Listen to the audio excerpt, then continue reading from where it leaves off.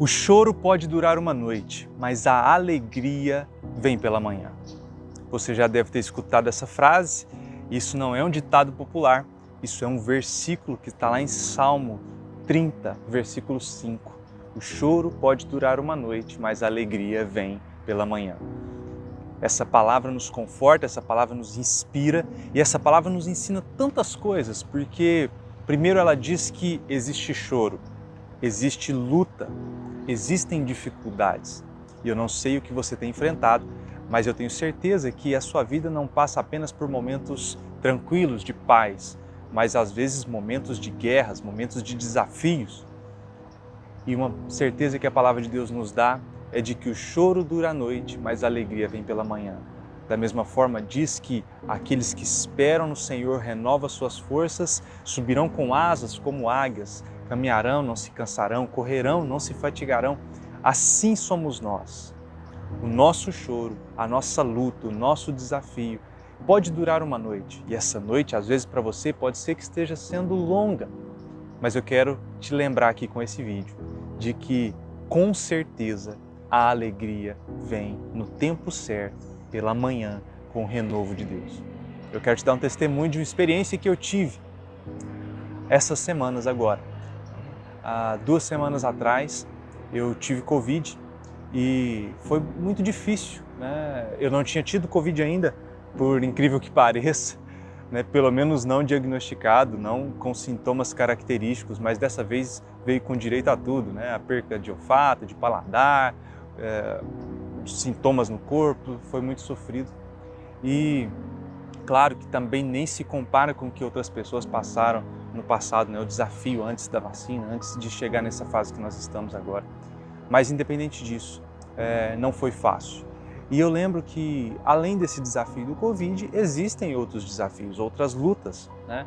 Outros pontos que estão sendo ajustados, outras questões que estão sendo reveladas, outras direções que Deus tem dado, né? Nos alinhando ao longo do tempo. E aí a gente vai passando por desafios, todos nós passamos por desafios, isso faz parte da nossa vida, né? E eu sei que foi uma noite muito difícil, uma noite bem difícil, né? E eu peguei e falei com Deus nessa noite. Eu falei assim: Deus, eu só queria te falar que tá difícil, né? Não tá fácil, eu estou cansado. Não estava murmurando, eu falei para ele, não quero murmurar, não quero reclamar, não quero falar que poderia ter sido diferente, eu só quero te dizer que está difícil. E aí, eu meditando, falando com Deus, algumas coisas vindo na minha mente, eu comecei a chorar. Mas um choro na certeza de que eu estava desabafando com meu pai e que amanhã, no dia seguinte, a alegria viria. Uma certeza no meu coração que selava isso. E eu lembro que eu falei isso com Deus. Eu falei assim: Deus, eu estou aqui só para desabafar. E eu estou para te dizer que eu sei que o choro dura uma noite, mas a alegria vem pela manhã. E no outro dia de manhã, olha só que legal, eu estava falando com um amigo e na hora que eu fui compartilhar com ele o desafio, ele falou assim: Deus estava intercedendo por você, Ele já preparou a resposta. E aí ele foi e me contou uma bênção tremenda, algo assim muito maior do que eu poderia pensar e imaginar, uma vitória enorme em relação ao desafio.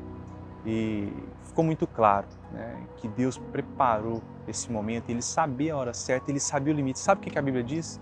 Que nós não somos tentados além das nossas forças. Nós não somos tentados além daquilo que a gente consegue suportar. Mas Deus sabe do nosso limite e Ele nos permite ser desafiados nesse limite para provar o nosso caráter, para nos ensinar, para nos moldar. Esse é o nosso processo de crescimento.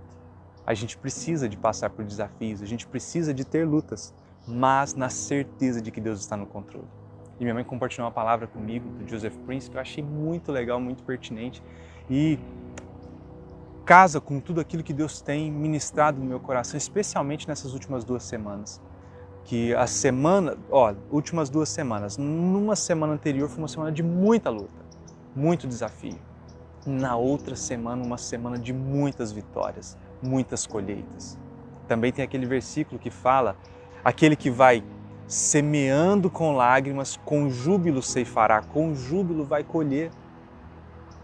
E às vezes é assim, a gente vai semeando com lágrimas, mas na certeza de que vamos colher com alegria. Essa palavra que a minha mãe compartilhou do Joseph Prince diz exatamente isso.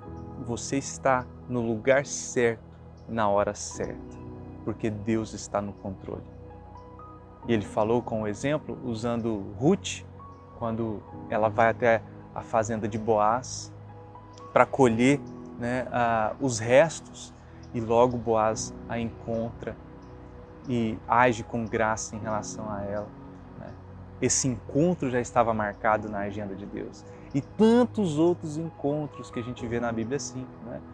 E aí eu quero te lembrar, com base nisso, de que você está no lugar certo, na hora certa. Você só precisa estar disposto diante de Deus.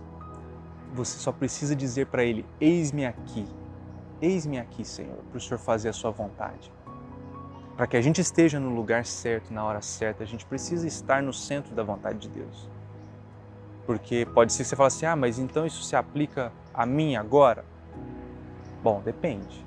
Se você está longe dos caminhos de Deus, eu quero te dizer agora que esse vídeo e aonde você está assistindo, esse é o lugar certo, essa é a hora certa para você tomar uma decisão e se aproximar de Deus, se achegar mais a Ele, ter intimidade, comunhão, buscar revelação, buscar qual que é o plano dele para a sua vida.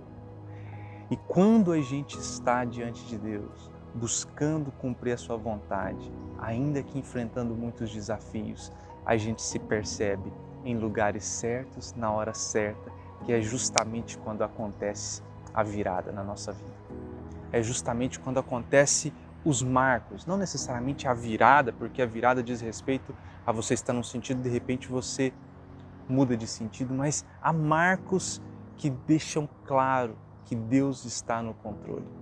Pode ser que seja uma virada mesmo, igual no caso de Ruth.